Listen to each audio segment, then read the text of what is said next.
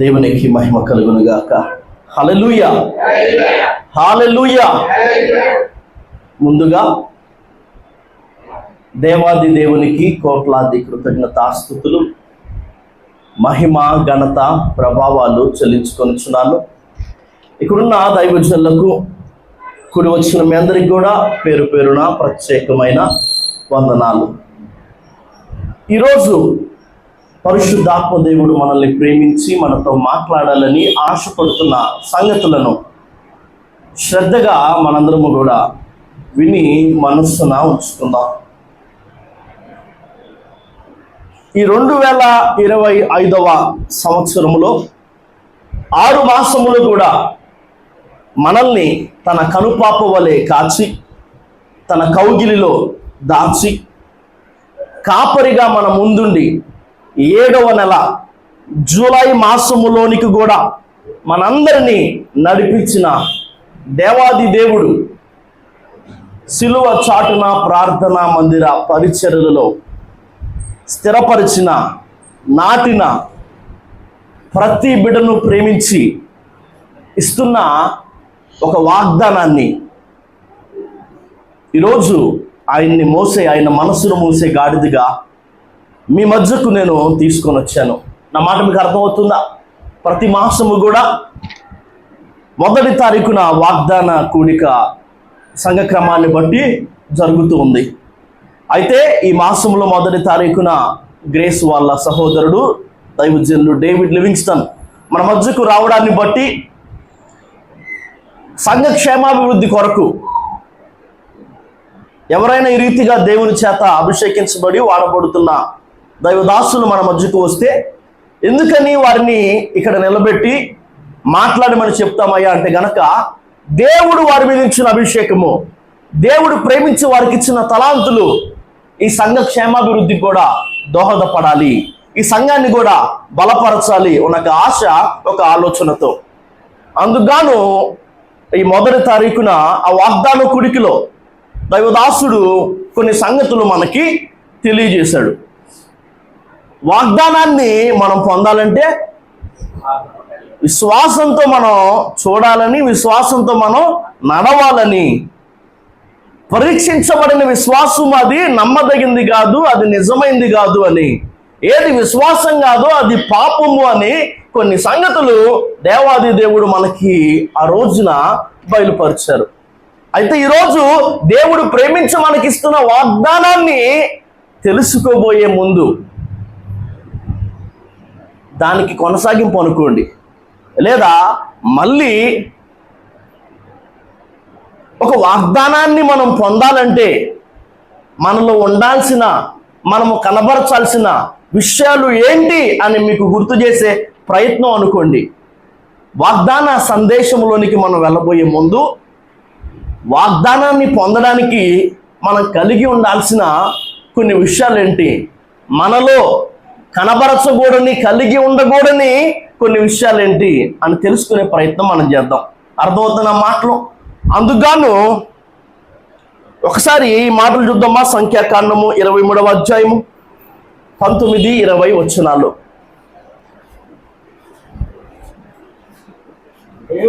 దేవుడు అబద్ధమాడుటకు ఆయన మానవుడు కాదు, పశ్చాత్తాపడుటకు ఆయన నరపుత్రుడు కాదు. ఆయన చెప్పి చేయకుండునా, ఆయన మాట ఇచ్చి స్థాపించకుండునా, ఇదిగో దీవించుమని నాకు సెలవాయను, ఆయన దీవించను, నేను దానిని మార్చలేను.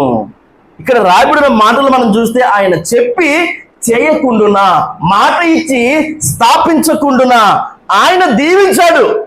నేను ఇంకేం చేయలేను, దాన్ని మార్చలేను. ఆయన ఒక వాగ్దానాన్ని ఇచ్చాడు, అది ఖచ్చితముగా నెరవేరుతుంది. ఆయన మాట ఇచ్చి తప్పుతాడా?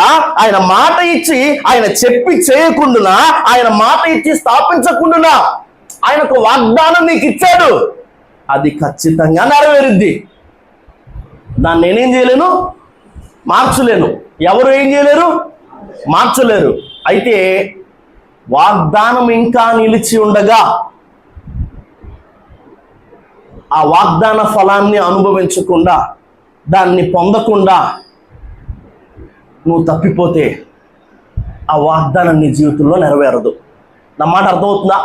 దేవుడు దీవించాడు, నేనే కాదు, ఎవరు దాన్ని మార్చలేరు. దేవుడు నీకు ఇచ్చిన వాగ్దానం నీ జీవితంలో నెరవేరకుండా ఎవరు ఆపలేరు, ఒక నువ్వు తప్ప. ఎవరు తప్ప? నువ్వు తప్పిపోతే, నువ్వు నీలో కలిగి ఉండకూడని కొన్ని సంగతులు, కొన్ని విషయాలు నువ్వు కలిగి ఉంటే, కనబరుస్తే, వాగ్దాన ఫలము నువ్వు పొందకుండా ఏమవుద్దంట? ఆ వాగ్దానం నీ జీవితంలో నెరవేరదు. నా మాట మీకు అర్థమవుతుందా? ఆయన దీవిస్తే ఖచ్చితంగా ఆ దీవెన నీ వరకు వస్తుంది. ఆయన వాగ్దానం చేస్తే దాని నెరవేర్పు నిన్ను వెతుక్కుంటూ, జాగు చేయక నిన్ను వెతుక్కుంటూ నీ వరకు వస్తుంది, తప్పకుండా జరిగింది. కానీ అది జరగకుండా అడ్డుపడగలిగిన ఆ ఒక్క శక్తి ఎవరికి ఉందయ్యా అంటే నీకే. నీ పొరపాటు వల్లే వాగ్దానం నీ జీవితంలో నెరవేరదు, కానీ దాన్ని ఇంకెవరు మార్చలేరు, నువ్వు అనుభవించకుండా ఆపలేరు. సో వాగ్దానము మన జీవితాల్లో నెరవేరాలంటే మన జీవితంలో కలిగి ఉండాల్సినవేంటి అని కొన్ని సంగతులు తెలుసుకొని వాగ్దాన సందేశంలోనికి రాత్రి మనం వెళ్ళిపోతాము. హెబ్రీయులకు రాసిన పత్రిక 4వ అధ్యాయం 1వ వచనంలో ఒక మాట ఉంది. హెబ్రీయులకు రాసిన పత్రిక 4వ అధ్యాయం 1వ వచనంలో, ఆయన యొక్క విశ్రాంతిలో ప్రవేశించుదుమని వాగ్దానము ఇంకా నిలిచి ఉండగా, మీలో ఎవడైనను ఒకవేళ ఆ వాగ్దానము పొందకుండా తప్పిపోవునేమో అని భయము కలిగి, మీలో ఒకవేళ ఎవడైనా ఆ వాగ్దానం పొందకుండా తప్పిపోతాడేమో. తప్పిపోకుండా, వాగ్దానం పొందకుండా ఉండాలంటే నీలో ఉండాల్సిన ఆ ఒక్క లక్షణం ఏంటి? భయము. ఏంటంట? వాగ్దానము ఇంకా నిలిచి ఉండగా దాన్ని పొందకుండా నువ్వు తప్పిపోకుండాటకు నువ్వు జాగ్రత్త పడాల్సిన సంగతులు, లేదా నువ్వు సరిచూసుకోవాల్సిన విషయాలు ఏందయ్యా అంటే గనక, మొదటిది వాగ్దానాన్ని నువ్వు పొందాలంటే నీలో దేవుని భయం ఉండాలి. దేవుని భయం నీలో ఉంటే యథేచ్ఛగా పాపం చేస్తూ పోలేవు. యోసేపులో ఉంది, నేను దేవునికి భయపడు వాడునని చెప్పాడు. షిఫ్రా పుయ్యా అనే మంత్రసానుల్లో దేవుని భయం ఉంది. నా మాట మీకు అర్థమవుతున్నా? కొన్ని సంగతులు మీకు మళ్ళీ జ్ఞాపకంలోకి తెచ్చి నేను వాగ్దాన సందేశంలోనికి వెళ్ళిపోతాను. వాగ్దానం ఇంకా నిలిచి ఉండగా దాన్ని పొందకుండా తప్పిపోకుండాటకు మనం జాగ్రత్త పడడానికి మనం కలిగి ఉండాల్సిన, కనబరచాల్సిన విషయాలు ఏంటి? దేవుని భయము. ఆ దేవుని భయం మనలో ఉంటేనే మన జీవితాల్లో దేవుని వాగ్దానము నెరవేరుతుంది. రెండవ సంగతి, రెండవ విషయం ఏంటయ్యా అంటే గనక చూద్దాం ఒకసారి. హెబ్రీయులకు రాసిన పత్రిక 4వ అధ్యాయం 2వ వచనం,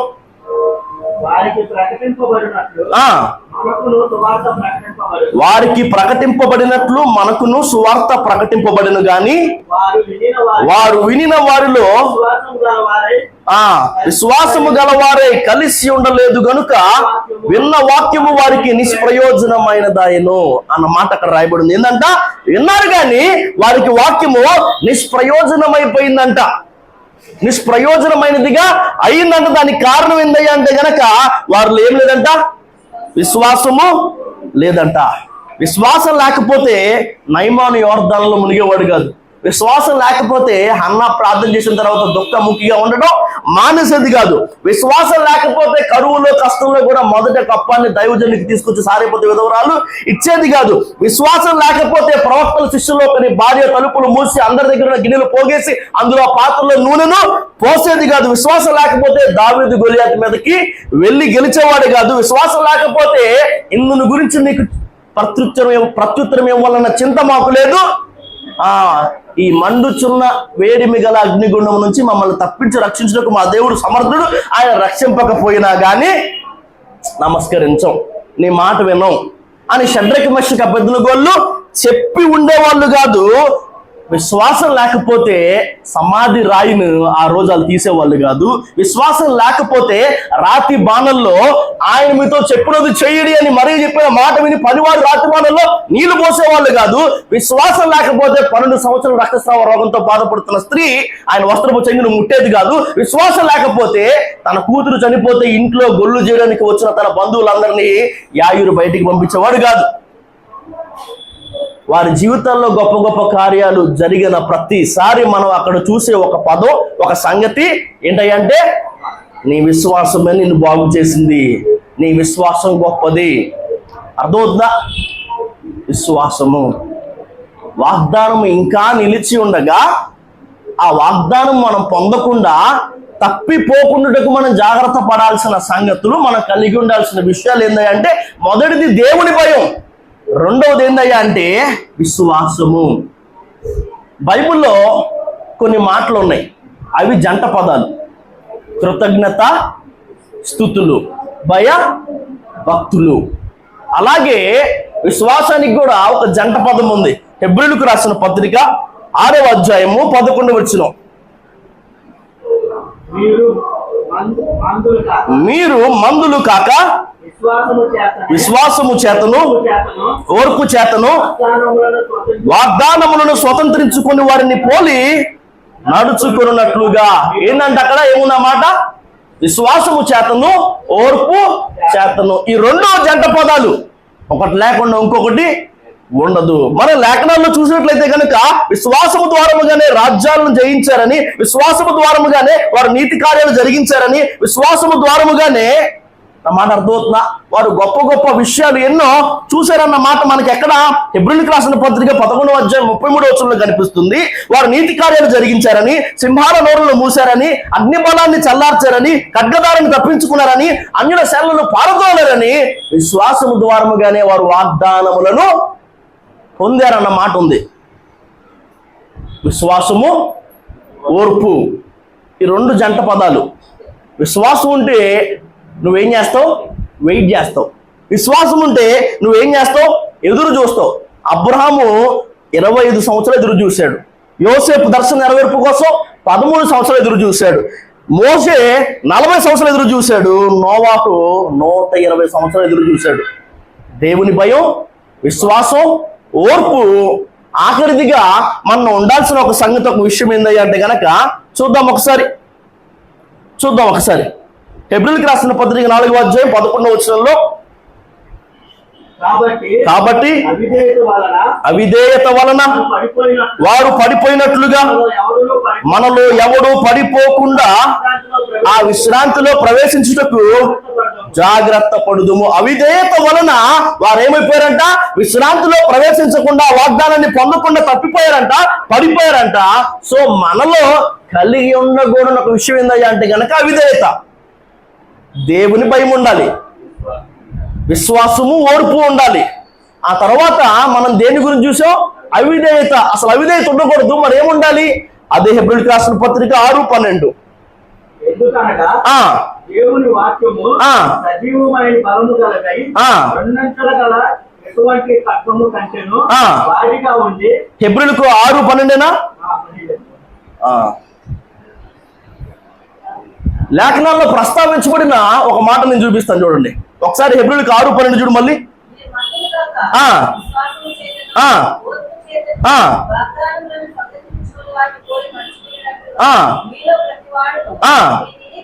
మీ నిరీక్షణ పరిపూర్ణమగు నిమిత్తము మీరు ఇదివరకు కనపరిచిన ఆసక్తిని తుదవరకు కనపరచవల్లని ఆపేక్షించుచున్నాను. దేవుని భయం ఉండాలి. ఒక గుండెకి సంబంధించిన వ్యాధి ఉన్నాడు, లేదా గర్భంలో శిశువును మోస్తున్న ఒక గర్భిణియో ఎంత జాగ్రత్తగా ఉంటారు? ఏం తినాలి, ఏం తాగాలి, ఎంత పని చేయాలి, ఏ పని చేయకూడదు, ఎక్కడికి వెళ్ళాలి, ఎక్కడికి వెళ్ళకూడదు. అర్థమవుతుందా? అలాగున మనం ఏం చేయాలి? దేవుణ్ణి భయాన్ని కలిగి ఇది చేయకూడదా, ఈ దేవుని మనసుని నెప్పించేదా, లేదా దేవుని మనసును గెలుచుకునేదా, ఈ దేవుని సంతోషపెట్టేదా, దేవుని బాధ పెట్టేదా అని అనునిత్యం మనం ఏం చేయాలంట? 365 సార్లు బైబిల్ ఏముంది తెలుసా? భయపడద్దు, భయపడద్దు, భయపడద్దు ఉంది. నువ్వు దేనికి భయపడద్దు, నువ్వు ఎవరికి భయపడద్దు, నువ్వు ఏ పరిస్థితికి భయపడద్దు. కానీ అదే బైబిల్లో నువ్వు దేవునికి భయపడాలి. అని రాయబడి ఉంది. అర్థమవుతుందా? నువ్వు ఎవరికి భయపడాల్సిన పని లేదు, దేవునికి భయపడేదానివైతే. నువ్వు దేనికి భయపడాల్సిన పని లేదు, నువ్వు దేవునికి భయపడేవాడివైతే.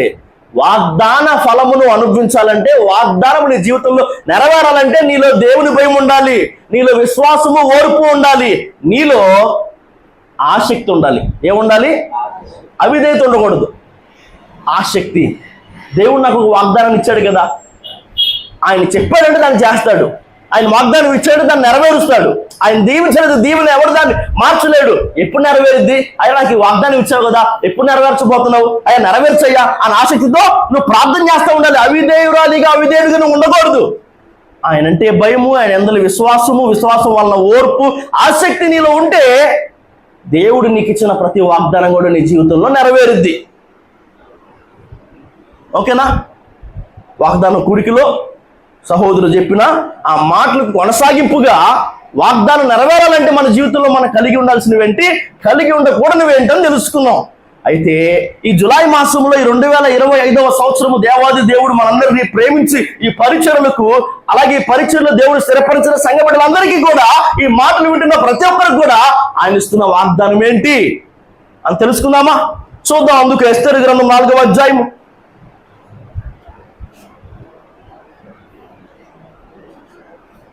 14వ వచనాన్ని చదివి సహాయం చేయండి.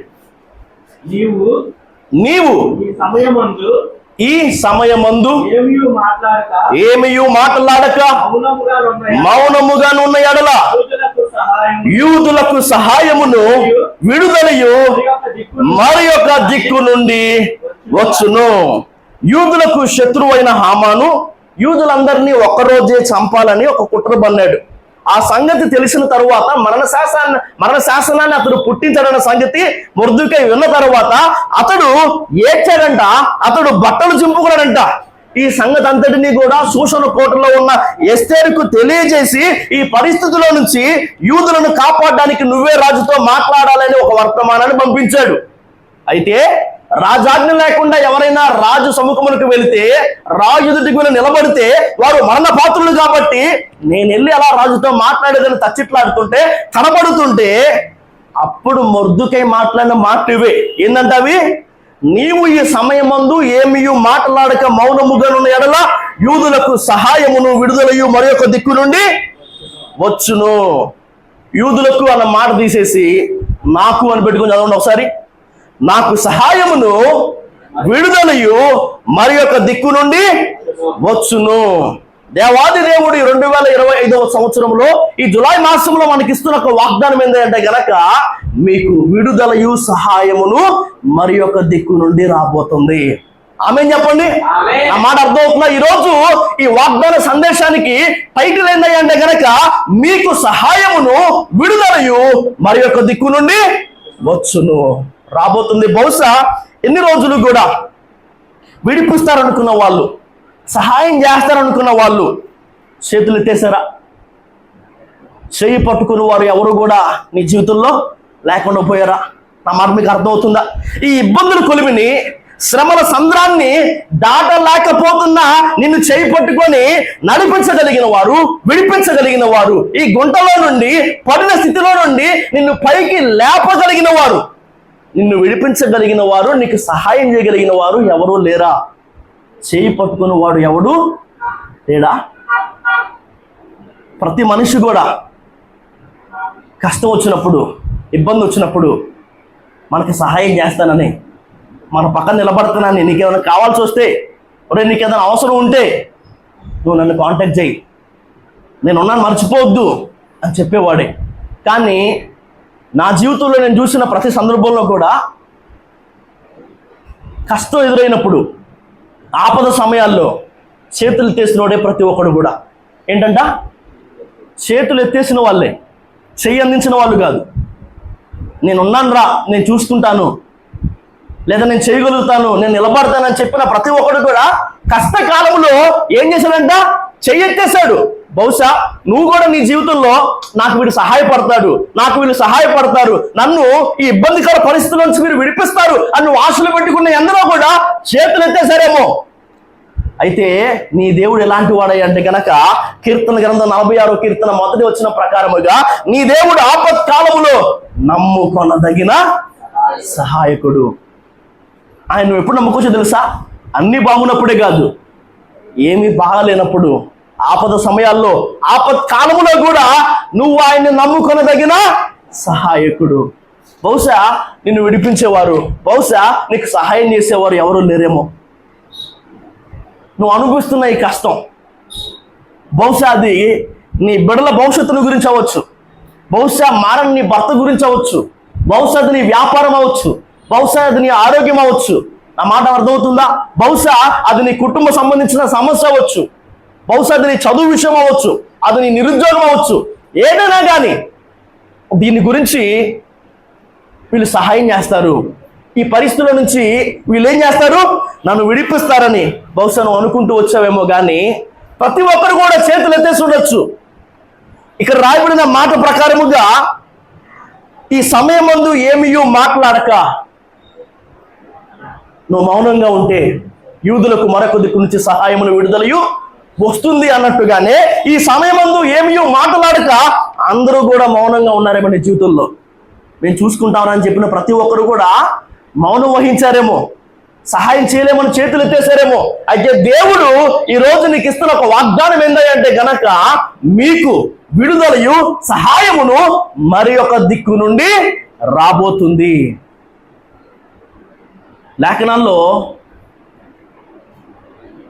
మోషే తన మామైన ఇత్రో మందను మేపుతుంటే కొండ మీదకి దిగి వచ్చిన దేవుడు మండుచున్న పొదగుండ మోషేతో మాట్లాడుతూ, నా ప్రజలైన ఇశ్రాయేలీయులను ఐగుప్తులో నుంచి కానాను భూమి వైపుగా నువ్వు నడిపించాలి అంటే, నేను నత్తుండయా, నేను చేయలేనయ్యా, నా వల్ల కాదయ్యా, ఇలా ఎన్నో మాటలు మోషే మాట్లాడిన తరువాత, అయ్యా నేను ఇశ్రాయేలు దగ్గరికి వెళ్తే నిన్ను పంపించింది ఎవరని వాళ్ళు అడిగితే నేనేం చెప్పాలి, నీ పేరు ఏందయ్యా అని మోషే అడిగాడంట.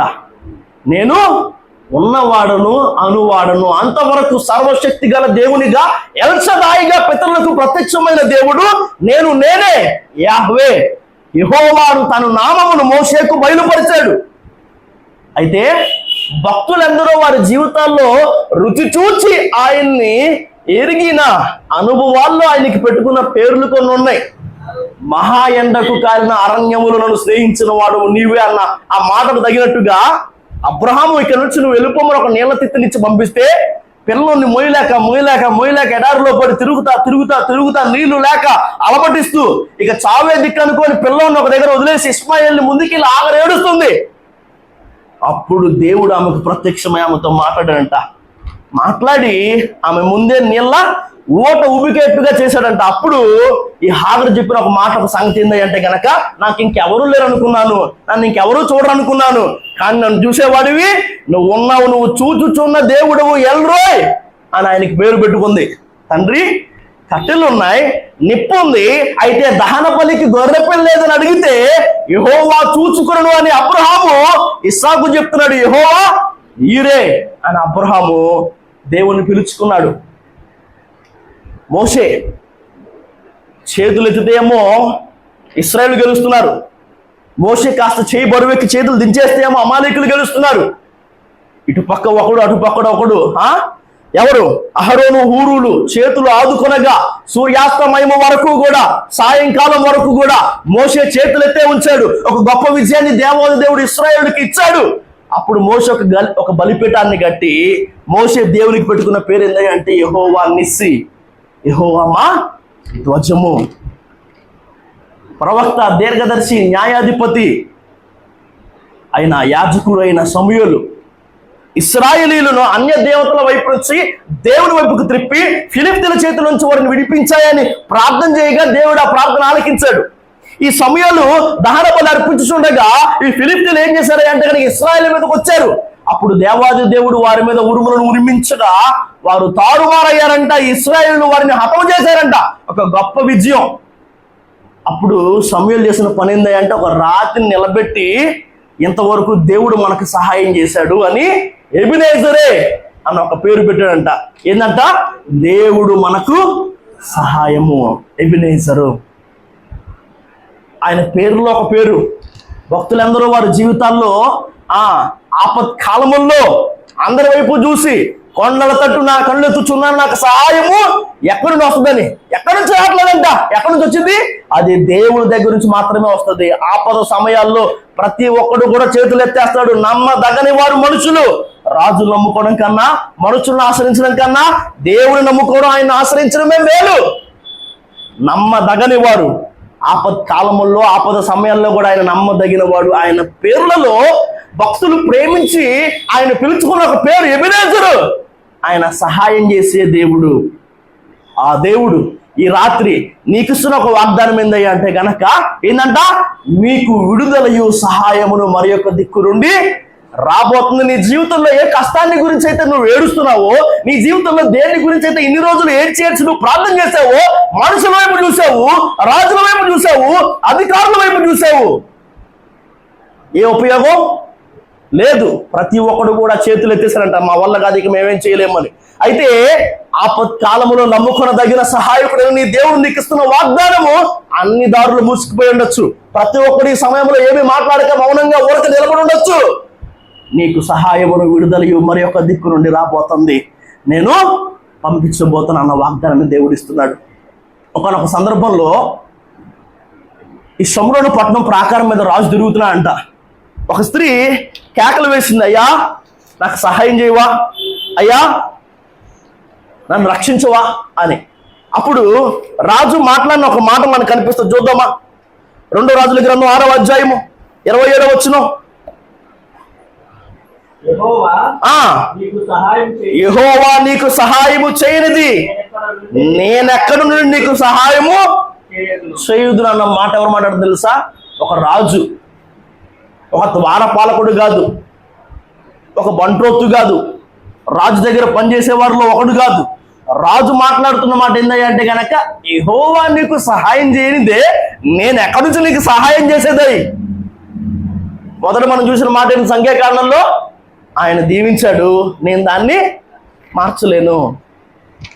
ఆయన వాగ్దానం ఇస్తున్నాడు, దాన్ని ఎవరు మార్చలేరు, ఒక్క నువ్వు తప్ప. అర్థమవుతుందా? ఆయన సహాయం చేయలేకపోతే నేను ఎక్కడి నుంచి సహాయం చేసిద్దారని రాజులు మాట్లాడుతున్నారు. ఈరోజు బహుశా నీ జీవితంలో నువ్వు ఎదుర్కొంటున్న పరిస్థితిని బట్టి అందరి వైపు చూసేవేమో, అందరి దగ్గర చేతులు చాపేవేమో. ప్రతి ఒక్కరు కూడా ఈ సమయంలో ఏమీ మాట్లాడక మౌనంగా నిలబడిపోయారేమో, చేతులు ఎత్తేసారేమో. అయితే దేవుడు మాట్లాడుతున్న ఒక మాట, నీకు ఇస్తున్న వాగ్దానం ఏంటి అంటే గనక, మీకు విడుదలయు సహాయమును మరొక దిక్కు నుంచి. అన్ని దిక్కులు అన్ని దారులు మూసుకుపోయినా కానీ ఇంకో దిక్కు ఎప్పుడు తెరిచే ఉంటది. ఆ దిక్కు నుంచి నీకు సహాయాన్ని, విడుదలని నేను పంపించబోతున్నాను. యెరూషలేము నుంచి యెరికోకి ఏం చేస్తానంట? దిగి వెళ్తున్నాడు. దొంగల చేతికి చిక్కాడంట. మొత్తం ఉన్నవన్నీ దోచుకున్నారు, కొట్టారు, కొన ప్రాణంతో వదిలేశారు. అటువైపు ఎవరు వచ్చారంట? యాజకుడు వచ్చాడు. యాజకుడు కదా, సహాయం చేస్తాడేమో, ప్రతిష్ఠించబడినవాడు కదా, ఒక సమర్పణ జీవితంలో ఉన్నాడు కదా, చూసి దాటిపోడేమో అనుకున్నాడంట. కానీ ఏం చేశాడు? చూశాడు, దాటి వెళ్ళిపోయాడు. లేవీయుడు వచ్చాడు, ప్రతిష్ఠితుడైన ఒక పేరు పొందిన ఒక గొప్ప వంశం కదా, వారి పితరులు ఎంతో గొప్పవాళ్ళు కదా, వస్తాడేమో, నాకు సహాయం చేస్తాడేమో అని అనుకున్నాడంట. చూసి దాటి వెళ్ళిపోయాడు. కానీ ఒక సమరయుడు అటువైపుగా వచ్చాడంట, చూశాడంట, జాలి పడ్డాడంట, గాడిదను దిగాడంట. దగ్గరకు వచ్చాడు, నూనె ద్రాక్షరసం పోసి గాయాలు కట్టాడు, గాడిదని ఎక్కించుకొని పూటకొలం వాళ్ళ ఇంటికి తీసుకెళ్ళాడు. 2 దేనారాలు ఇచ్చి పరామర్శించమని చెప్పాడు. ఇంకేమైనా ఖర్చు చేస్తే నేను మళ్ళీ వస్తాను, దాన్ని నీకు చెల్లిస్తానని చెప్పాడంట. నా మాట అర్థమవుతుందా? నువ్వు కూడా ఒక ఇబ్బందికరమైన పరిస్థితుల్లో పడి ఉన్నావేమో, నువ్వు కూడా ఒక దిక్కుతోచని, కదలలేని ఒక అనుభవంలో ఉండిపోయేవేమో. వాళ్ళు వస్తున్నారు కదా, వాళ్ళైతే సహాయం చేస్తారు, వీడు చూశాడు కదా, వీడైతే నన్ను విడిపిస్తాడని నువ్వు బహుశా అనుకున్నావేమో. వాళ్ళందరూ కూడా నిన్ను చూసి దాటిపోయారేమో. అయితే ఈ మంచి సమరయుడు మాత్రం చూసి దాటిపోయేవాడు కాదు. ఆయన చూచేవాడు ఎల్రోయ్ మాత్రమే కాదు, ఆయన యెహోవా ఈరే, చూచుకునేవాడు. ఆయన చూశాడు, ఆయన జాలి పడ్డాడు. ఆయన నీకు ఇస్తున్న ఒక వాగ్దానం ఏంటి తెలుసా? ఆయన దీవించాడు, నేను దాన్ని మార్చలేను. ఆయన నీకు వాగ్దానం ఇస్తున్నాడు, దాన్ని ఎవరు ఆపలేరు. మీకు విడుదలయు సహాయమును మరి ఒక దిక్కు నుండి వచ్చును. రెండవదిగా మనం చూసినట్లయితే గనుక యెరూషలేములో గొర్రెల ద్వారం దగ్గర బెతస్దా అనబడిన ఒక కోనేరు ఉందంట. ఆయా సమయాల్లో దేవదూతలు ఆ కోనేటిలోకి దిగి నీళ్లు కదిలించేవారంట. నీళ్లు కదిలిస్తున్నప్పుడు ఎవరైతే మొట్టమొదట కోనేటిలో దిగుతారో వారు బాగయ్యేవారంట. అందుకుగాను ఆ మంటపంలో రోగులు, వ్యాధిగ్రస్తులు చాలా మంది ఉన్నారంట. కుంటి వాళ్ళు, గుడ్డి వాళ్ళు, కుష్టు రోగులు, ఓట్స కాళ్ళు చేతులు కలిగిన వాళ్ళు, నడుమొంగిపోయిన వాళ్ళు, రక్తస్రావం కలిగిన వారు, ఒకరు ఆ చాంద్ర రోగులు, అది ఇదని కాదు, అందరూ. వారిలో 38 సంవత్సరాలుగా పక్షవాయువుతో అక్కడ పడి ఉన్న ఒక వ్యక్తి ఉన్నాడంట. పక్షవాయువు కదా, కదలలేడు. పక్షవాయువు కదా, ఆ కోనేటి వరకు దిగి వెళ్ళలేడు. అయితే ఒక సందర్భంలో ఒకసారి ఆ మాటలు చూద్దాం. యోహాను సువార్త 5వ అధ్యాయము 5-6 వచనాలు చూద్దామా? అక్కడ 38 ఏళ్ల నుండి వ్యాధి గల ఒక మనుషుడు ఉండెను. యేసు వారు పడి ఉండట చూసి వారిప్పటికీ బహుకాలం నుండి ఆ స్థితిలో ఉన్నాడని ఎరిగి కొత్త పడుకోవచ్చున్నావా? 7 చదువు 7.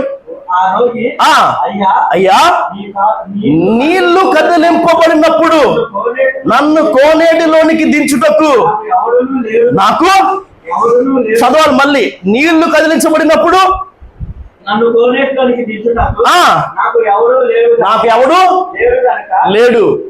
స్వస్థపడాలన్న ఆశ నాకు ఉంది. స్వస్థత పొందాలని 38 సంవత్సరాలుగా ఈ కోనేటి దగ్గర నేను పడున్నా. కానీ నాకున్న బలహీనత, కానీ నాకున్న ఈ వ్యాధిని బట్టి నేను అక్కడికి వెళ్ళలేకపోతున్నా. సరే, నన్ను ఎవరైనా కానీ సహాయం చేసి చేయబట్టుకొని దేవదూతలు కోనేట్లోకి దిగి నీళ్లు కదిలించినప్పుడు దింపుతాడా అని 38 సంవత్సరాలుగా ఎదురు చూస్తే ఒక్క రోజైనా కానీ ఎవడు నాకు సహాయం చేయలేదు.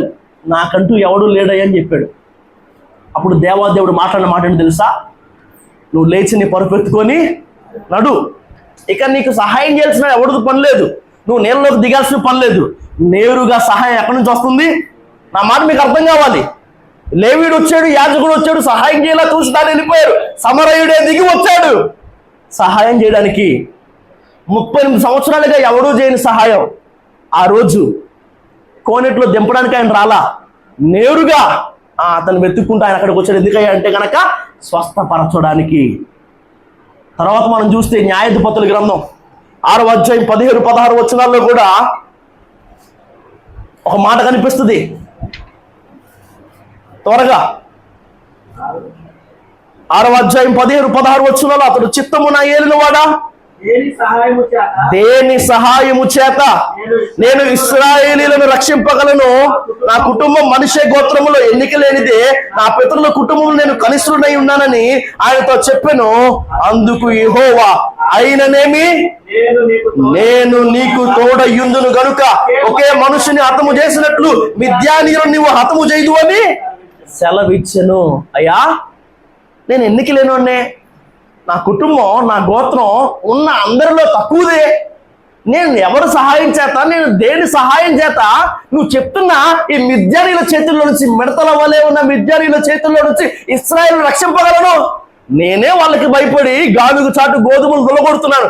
నన్ను రక్షించేవాడు ఎవరు వస్తారని అనుకుంటుంటే, అయ్యా నువ్వేంటయ్యా ఇశ్రాయేలు అందరినీ మిద్యానీయుల నుంచి రక్షించేవాడును నేనని చెప్తున్నావు అంటే దేవుడు మాట్లాడుతున్న మాట, ఎవరి సహాయం నీకు అవసరంలా, ఎవరి సహాయం నీకు లేకపోయినా పర్లా, ఏందంట నేను నీకు తోడై ఉన్నాను.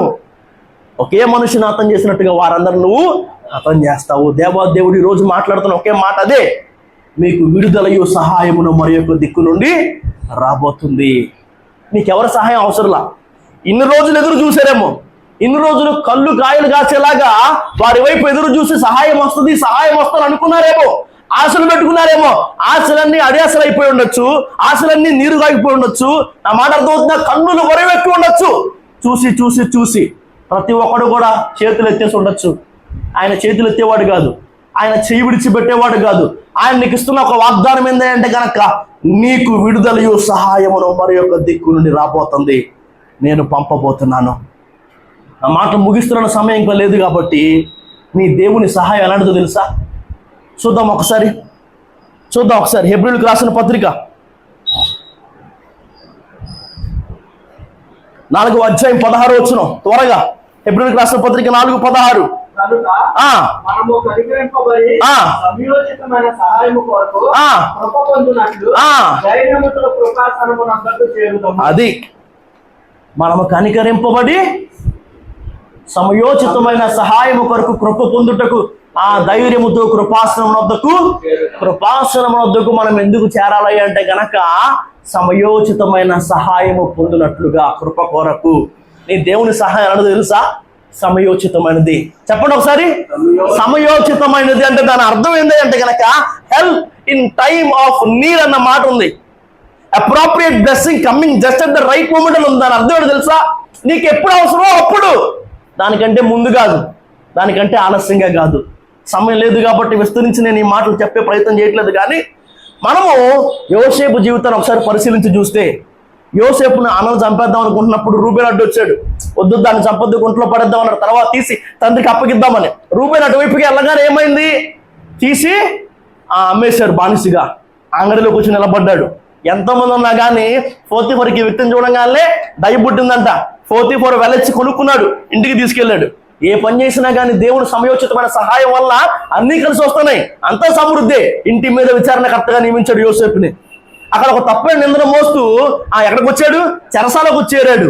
చెరసాల కూడా ఖైదీల మీద ఒక నాయకునిగా చెరసాల అధిపతి చేశాడు. ఎక్కడా ఖాళీ లేదన్నట్టుగా రాజ ఉద్యోగస్తులు వచ్చి యోసేపు పక్కనే పడ్డారు. వచ్చి మళ్ళీ వారిద్దరూ కలభావం చెప్పలేక పీక్కుపోతుంటే తల పీక్కుంటే యోసేపు కలభావాన్ని చెప్పాడు. తర్వాత ఫరో కళ వచ్చింది. ఏం చేశాడు? ఫరో దగ్గరకు వచ్చి నిలబడ్డాడు. అప్పుడు ఫరో చెప్పిన మాట ఏంటంటే కనుక సింహాసన విషయంలో మాత్రమే నేను నీకంటే ఎక్కువ, అన్నీ నువ్వు అన్నట్టే. ఇప్పుడు యోసేపు ఏమయ్యాడంటే ఫరోకు తండ్రి అయ్యాడంట. ఫరో ఇంటి వారికి ప్రభు అయ్యాడంట. ఆ ఐగుప్తీయులకు ఏలికగా మారాడు. దేవుని సమయోచితమైన సహాయం చూస్తున్నామా? ఎప్పుడు అవసరమో, ఎక్కడ అవసరమో అది ఎవడు చేస్తాడు, ఎవడొస్తాడు, ఏంటి అన్నది నీకు అనవసరం. దేవుని సమయోచితమైన సహాయం రైట్ టైంలో, ముందుగా కాదు, ఆలస్యంగా కాదు, సరైన సమయానికి నేను వెతుక్కుంటూ వస్తుంది. ఎందుకో తెలుసా? దేవుడు నీకు ఇచ్చిన వాగ్దానం ఏంటి? మీకు విడుదలయు సహాయమును మరి యొక్క దిక్కు నుండి వచ్చును. దావీదు జీవితాన్ని మనం ఒకసారి చూసినట్లయితే మొదటి దినవృత్తాంతంలో 18:6 కూడా ఈ ప్రకారము దావీదు పోయిన చోట్లను యెహోవా అతనికి సహాయము చేయించు వచ్చునన్న మాట ఉంది. దావీదు ఎక్కడెక్కడికి వెళ్తున్నాడో అక్కడక్కడ దేవుడు అతనికి సహాయం చేస్తూ వచ్చాడంట. దేవుని సమయోచితమైన సహాయము దావీదును వెంటాడుతూనే ఉంది. అరణ్యంలో ఉన్నాడు, సింహం ఎలుగుబంటి వచ్చింది, పిల్లోడే. దేవుని సహాయం చేత ఏం చేశాడు? గెలిచాడు. అన్నలందరూ ఏం చేయలేని నిలబడ్డారు. రాజు భయపడి ఆఫర్లు ఇస్తూ కూర్చున్నాడు. అయినా కానీ ఏమైంది? దేవుడు సమయోచితమైన సహాయం ద్వారంగా గొల్యాతుని గెలవగలిగాడు. యుద్ధ ప్రావీణ్యుడు, యుద్ధ నేర్పరి అయిన సౌలు ఈటె దాటి నుంచి తప్పించుకోగలిగాడు. అంత మాత్రమే కాదు, శత్రు దేశపు రాజులు, నమ్మిన సొంత వారు, నమ్మక ద్రోహాలు, తిరుగుబాటు చేసిన కుమారుడు, వీళ్ళందరి నుంచి తప్పించుకోగలిగాడు. ఎలాగునా? దేవుని సమయోచితమైన సహాయము ద్వారముగా. ఏలియా కేరుతు వాగు దగ్గర నీళ్లు తాగుతున్నాడు. ప్రతిరోజు కాకాలం వచ్చిందంట. రొట్టె మాంసం ఇచ్చి కడుపు నింపింది. సారేపతి ఊరిలో కరువులో కూడా 3.5 సంవత్సరాలు ఏమీ కొదువు లేకుండా పోషించబడ్డాడు. బదరి వృక్షం దగ్గర అయితే కనుక దేవుని దేవత దిగి వచ్చి తట్టి అతనికి ఆహారాన్ని ఇచ్చి బలపరిచినట్టుగా మనం చూస్తున్నాం. సమయోచితమైన దేవుని సహాయము. అందరూ ఆపద సమయాల్లో చేతులు ఎత్తేసే వాళ్ళే. నమ్మదగని వారు మనుషులు, ఆపత్కాలంలో కూడా నమ్ముకొనదగిన వాడిని దేవుడు. ఆయన పేర్లలో ఒక పేరు, ఆయన్ని ప్రేమించి భక్తులు ఆయనకి పెట్టుకున్న పేరు ఎబెనేజరు. దేవుడు మనకు సహాయం అని. ఆయన సహాయం సమయోచితమైనది. రైట్ టైంలో నేను వెతుక్కుంటూ వస్తుంది. ఆలస్యం అయిపోయింది అనుకోబాకు, ఏంట్రా ఇంకేం జరగట్లేదు అనుకోబాకు. సరైన సమయం కోసం దేవుడు చూస్తూ ఉన్నాడు. నా మాట అర్థమవుతుందా? రైట్ టైంలో ఆ సహాయం ఏం చేస్తుందంట? మీకు దొరుకుతుంది. మీకు విడుదలయు సహాయమును మరి యొక్క దిక్కు నుండి వచ్చును. దేవుడి మాటలు దీవించును గాక.